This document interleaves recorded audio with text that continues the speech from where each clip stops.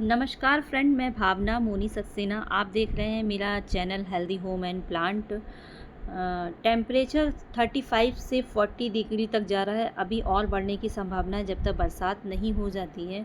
अप्रैल में इतनी भयानक गर्मी पड़ रही है, बाहर निकलना मुश्किल हो रहा है।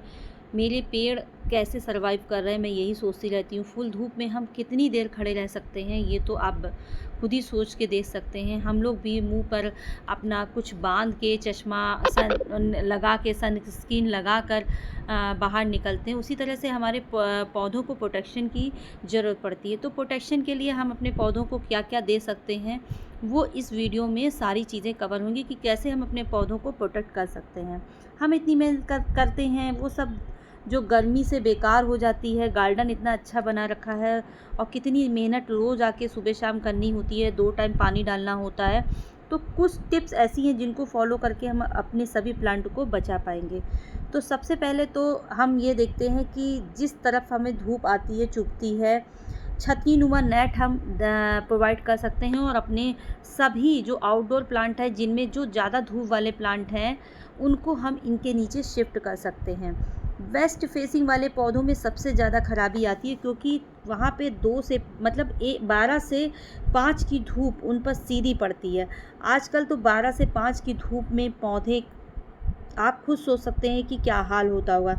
इससे धूप जो होती है, नेट से क्या होती है, नेट लगाने से धूप छन कर आती है, उतनी ज़्यादा हीट हमारे पौधों तक नहीं पहुंच पाती है जो नेट रोक लेता है। तो नेट हमेशा अच्छी क्वालिटी का ही लगाएं, अच्छी छनने वाली धूप, जिससे कम धूप आए और सब कुछ इसमें मैनेज हो जाए, पौधों को धूप भी लग जाए और ज़्यादा धूप भी ना लगे। इसके लिए हमें नेट तो प्रोवाइड करना ही पड़ेगा, अगर आपने एक गार्डन को सेटअप कर रखा है और आप इतनी मेहनत करते हैं।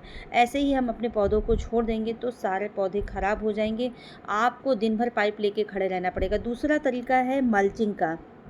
मल्चिंग एक ऐसा तरीका है जिसमें हम अपने एक गमले के प्लांट को, सूखे पत्ते जो गार्डन के होते हैं, जैसे कि मेरे गार्डन में बरगद का पेड़ है, उसके बड़े बड़े पत्ते जो हैं सूख जाते हैं, तो मैं उनको इकट्ठा करके रख लेती हूँ ताकि गमला फिलअप करने में भी काम आए। और इस तरीके से मैं गर्मी में मल्चिंग का काम भी करती हूँ। इससे क्या होता है कि मिट्टी जो होती है वो गर्म होती है, वो ढक जाती है। हालाँकि मेरा नेट पहले लगा हुआ है, लेकिन फिर भी मैं मल्चिंग करती हूँ पौधों की। आपको दिखाई दे रहा होगा कि ऐसे में जिस मतलब प्लांट को सबसे ज़्यादा धूप की आवश्यकता होती है, वो प्लांट भी आसानी से सर्वाइव नहीं कर पा रहे हैं इस समय।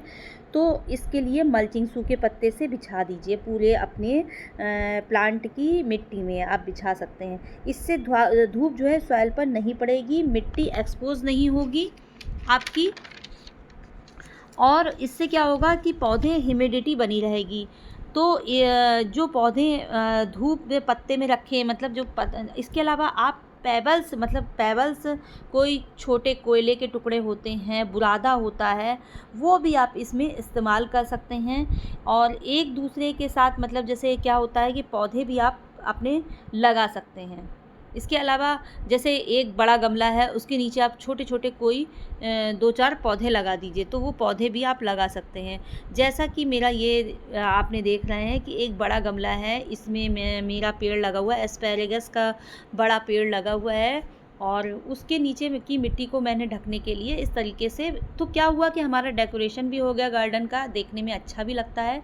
और इस तरीके से मैंने पर्पल हार्ट और वोट लिली को यहाँ पे लगा दिया। सिंगोनियम भी है उसके नीचे, तो छाया में आसानी से चल जाता है। तो आप इस तरीके से मल्चिंग कर सकते हैं अपने प्लांट को बचाने के लिए, कि इतनी गर्मी पड़ रही है उससे बचाने के लिए आप इस तरीके का फार्मूला इस्तेमाल कर सकते हैं। ये तरीका जो है हमारे कोहरे से भी प्लांट को बचाता है और गर्मी में। अब आता है वाटरिंग के लिए हम क्या करें कि इसमें 40 डिग्री जब टेम्परेचर हो, तो आपको 2 टाइम तो पानी डालना ही पड़ेगा। और 2 टाइम पानी डालने का सबसे अच्छा तरीका क्या होता है कि आप सुबह 8 बजे तक पानी डाल लें, और इवनिंग में आप 6:30 के बाद, 6 बजे के बाद पानी डालना शुरू करिए। अगर आप टंकी का पानी डालें तो वो तो खौलता हुआ होता है, मैं जेट पैम्प से पानी डालती हूँ, तो एकदम ठंडा ठंडा पानी इन पौधों को मिलता है। बिल्कुल मेरे पौधे नहा के बिल्कुल खुश हो जाते हैं। तो इसी तरीके की टेक्निक का आप इस्तेमाल करेंगे तो आपके पौधे हमेशा जो हैं मतलब ग्रीन रहेंगे, सदाबहार रहेंगे, अच्छे रहेंगे, और जो पौधों से आपको एक्सपेक्टेशन है वो आपकी पूरी होगी। तो वाटरिंग का समय तय करिए, कैसा समय है, और 2 टाइम इस मौसम में ज़रूर वाटरिंग करिए। तपती गर्मी में नेट लगाया है तब भी कुछ पौधे ऐसे होते हैं जिनमें हमें बहुत सारा जो जैसे मॉस स्टिक वगैरह पे जो प्लांट है, तो उसकी मॉस स्टिक को पूरा तर कर दीजिए, भिगो दीजिए, शॉवरिंग कर दीजिए पत्ते पर, और मिट्टी को भी पूरी तरीके से गीला कर दीजिए। कुछ नहीं होने वाला है इतनी गर्मी में। तो आप निश्चिंत होकर वाटरिंग करिए। गर्मी में नहीं, जाड़े में वाटरिंग का ख्याल रखा जाता है, लेकिन गर्मियों में बिल्कुल भी मैं निसंकोच होकर वाटरिंग करती हूँ।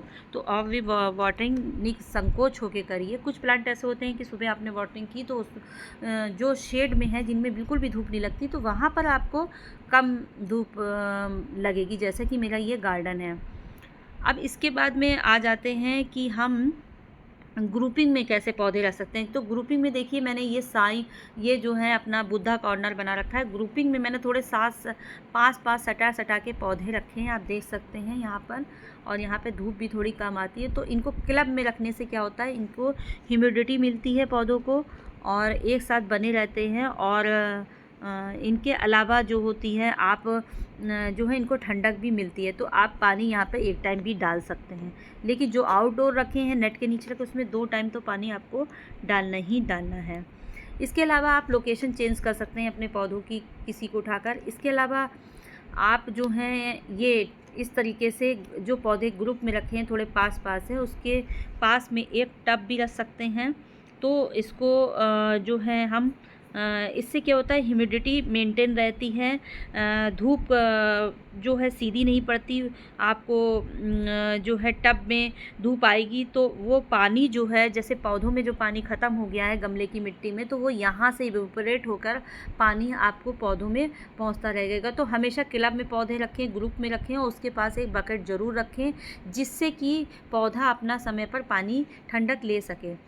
तो इस तरीके से मैं अपने आज के वीडियो को मैंने कवर किया है आपके साथ, कि किस तरीके से हम तपती गर्मी में इन सब चीज़ों का फ़ायदा उठा सकते हैं। इस तरीके से हम अपनी गार्डनिंग कर सकते हैं और तपती गर्मी से अपने पौधों को बचा सकते हैं। तो आपको वीडियो कैसा लगा है? अगर अच्छा लगा हो तो प्लीज़ सब्सक्राइब कर दीजिए, आगे बढ़ाइए मुझको भी, मुझे भी मोटिवेशन चाहिए। और बहुत समय से गार्डनिंग कर रही हूँ, बहुत समय से अच्छे वीडियो डाल रही हूँ, लेकिन मुझे नहीं लगता कि मेरी इतनी मेहनत करने के बावजूद भी कोई 2 लाइक 3 लाइक आता है। ऐसा क्यों है? ऐसा मुझे समझ में नहीं आ रहा है बिल्कुल भी, ऐसा क्यों है? तो प्लीज़ सब्सक्राइब कर दीजिए, शेयर ज़रूर करिए, कमेंट करिए।